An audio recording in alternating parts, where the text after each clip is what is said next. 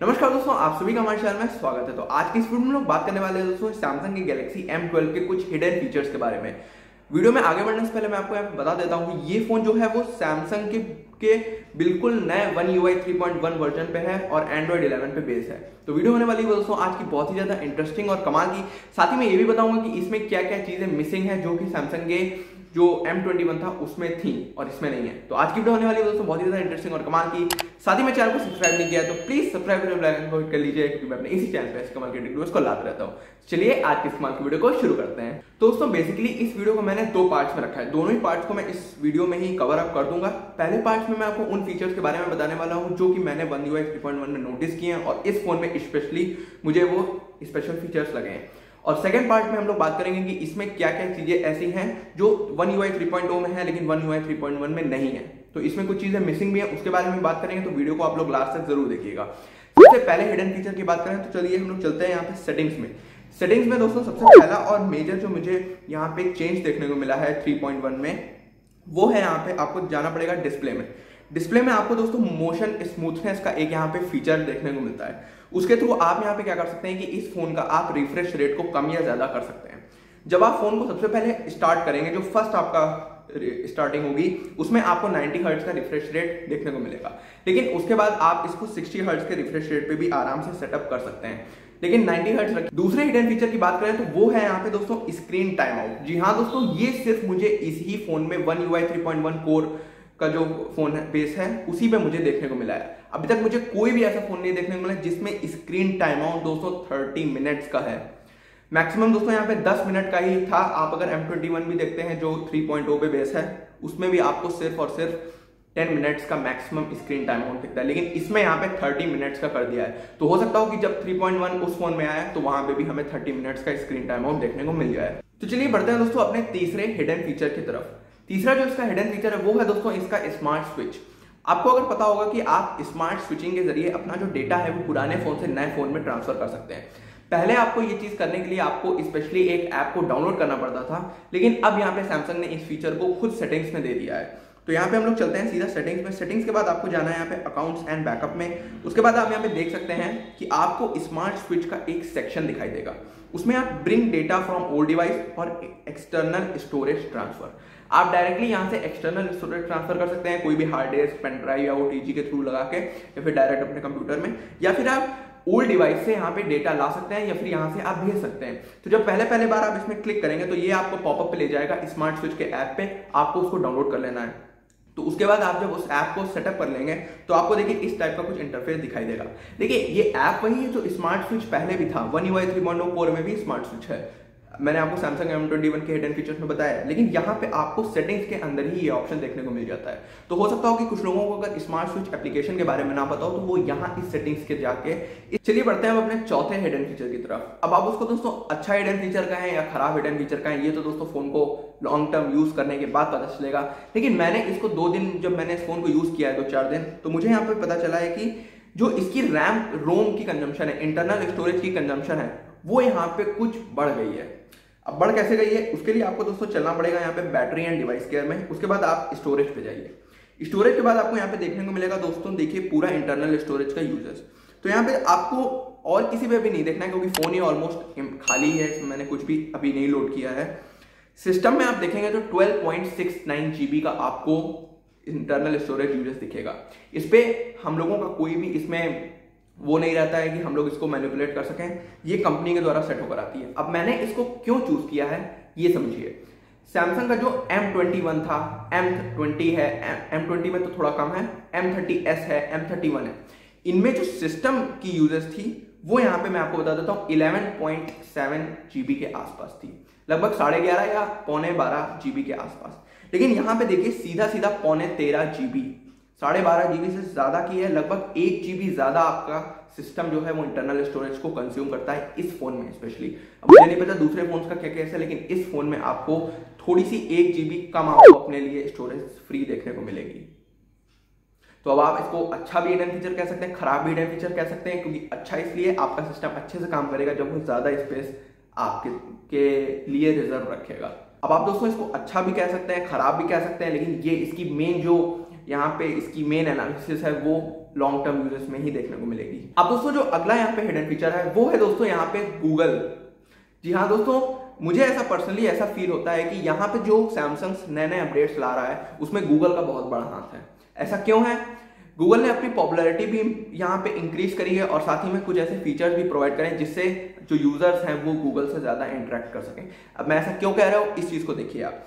यहाँ पे दोस्तों जब आप फोन को बूटअप करते हैं और जब One UI 3.1 आएगा सभी डिवाइसेस में, मैं आपको यहाँ पे बता देता हूँ, कोई भी डिवाइस हो One UI 3.1 को जब अपडेट आएगा तो आपको यहाँ पे साइड में देखिए एक गूगल का यहाँ पे इंटरफेस दिखाई देगा।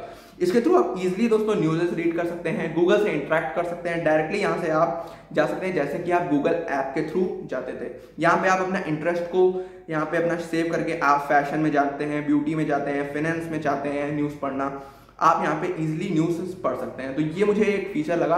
इसको आप ऑफ भी कर सकते हैं। सिंपल आपको दोस्तों यहाँ पे जाना है विजेट्स में, और विजेट्स में नहीं, आपको देखिए यहाँ पे टैप करना है स्क्रीन पे, उसके बाद आपको सिंपली इसको ऑफ कर देना है। तो आप इसको ऑफ करके भी रख सकते हैं, कोई ऐसी दिक्कत वाली बात नहीं आएगी। अब दोस्तों जो यहाँ पे छठवां हिडन फीचर मुझे देखने को मिला है वो है यहाँ पे इसका मैसेजेस। अब हो सकता हो दोस्तों सिर्फ इस फोन में ऐसा सैमसंग ने किया है या फिर One UI का 3.1 अपडेट में यहाँ पे सैमसंग ने किया है। जो दोस्तों जो मैसेजेस का ऐप था, सैमसंग मैसेजेस का ऐप, वो काफी हद तक यहाँ पे इंप्रूव कर दिया है सैमसंग ने। इसको दोस्तों डायरेक्टली गूगल से लिंक कर दिया है, एक तरीके से इंटरनेट से लिंक कर दिया है इस मैसेजेस को। तो यहाँ पे आप दोस्तों ईमेल के थ्रू भी मैसेजेस भेज सकते हैं।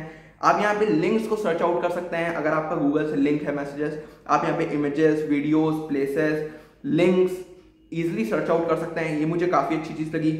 इसी के साथ दोस्तों आप जब कंपोज कर रहे हैं कोई भी मैसेज तो उसको आप दोस्तों नाम और फोन नंबर पे तो भेज ही लेते थे, उसी के साथ यहाँ पे ईमेल एड्रेसेस पे भी आप यहाँ पे भेज पाएंगे। चलते हैं दोस्तों 3 डॉट पे। तो 3 डॉट पे आप देख सकते हैं यहाँ पे मैसेजेस फॉर वेब। आप दोस्तों एक और काम कर सकते हैं कि अपने जितने भी आपके फोन में मैसेजेस आते हैं उनको आप डायरेक्टली अपने कंप्यूटर पे QR कोड स्कैन करके भी देख सकते हैं या फिर भेज सकते हैं। तो ये एक काफी अच्छी चीज मुझे लगी। इसी के साथ यहाँ पे दोस्तों आपको कुछ एडवांस सेटिंग्स में देखने को मिल जाती हैं, जैसे कि यहाँ पे चैट फीचर्स हैं, नोटिफिकेशंस हैं, बबल्स हैं, हियरिंग आउटिंग मैसेजेस है, और इसी के साथ यहाँ पे आपको स्पैम प्रोटेक्शन भी देखने को मिल जाता है। और एडवांस सेटिंग्स की बात करें तो ग्रुप मैसेजिंग देखने को मिलती है और SMS डिलीवरी रिपोर्ट्स देखने को मिलती हैं, वायरलेस इमरजेंसी। अगले हिडन फीचर की बात करें दोस्तों तो वो मुझे यहाँ पे विजेट्स में देखने को मिला है। मुझे एक नया फीचर यहाँ पे विजेट्स में देखने को मिलता है, चलिए उसके बारे में बात करते हैं। तो आपको देखिए जाना है अपने यहाँ पे विजेट्स में होम स्क्रीन से, और आपको देखिए यहाँ पे सामने इस फोन में देखने को मिलेगा एक कॉन्फ़िगरेशन अपडेट का यहाँ पे विजेट। अब ये दोस्तों विजेट करता क्या है, तो चलिए सबसे पहले इसको हम लोग कर लेते हैं यहाँ पे लोड। तो हम लोगों ने कर लिया इसको ऐड, अब हम लोग करते हैं ओपन। तो इस विजेट का यहाँ पे काम क्या रहेगा, पहली बात ये कि ये आपको सैमसंग के सभी प्री लोडेड या फिर अनइंस्टॉल्ड जितने भी सैमसंग के ऑफिशियल ऐप्स हैं वो आपको रिकमेंड करेगा। उसके बाद अगर उस ऐप में कोई अपडेट आया है या फिर कोई अपडेट पेंडिंग है या फिर कोई भी नई चीज आई है तो वो आपको यहाँ पे दिखा देगा। ऐसे आपको गैलेक्सी स्टोर से जाके अपडेट करने पड़ते थे या फिर प्ले स्टोर से जाके अपडेट करने पड़ते थे, लेकिन यहाँ पे आप डायरेक्टली इसके थ्रू सैमसंग के सभी एप्लीकेशंस को अपडेट कर पाएंगे।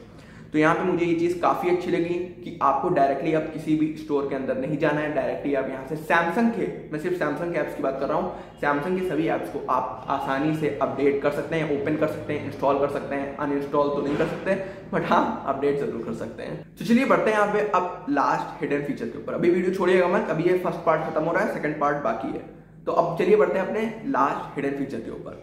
तो वो उसके लिए आपको जाना पड़ेगा दोस्तों माई फाइल्स में। माई फाइल्स पे 3 डॉट पे जाइए, 3 डॉट के बाद सेटिंग्स में जाइए।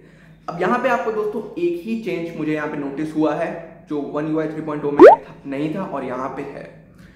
यहाँ पे आपको दोस्तों एक कस्टमाइजेशन सर्विस का यहाँ पे एक ऑप्शन देखने को दिख रहा होगा। तो इस ऑप्शन को सबसे पहले इस ऑप्शन के अंदर एंटर करने के लिए आपके पास एक सैमसंग का अकाउंट मतलब गूगल का अकाउंट होना चाहिए जो कि आपके फोन में सैमसंग के थ्रू लिंक हो।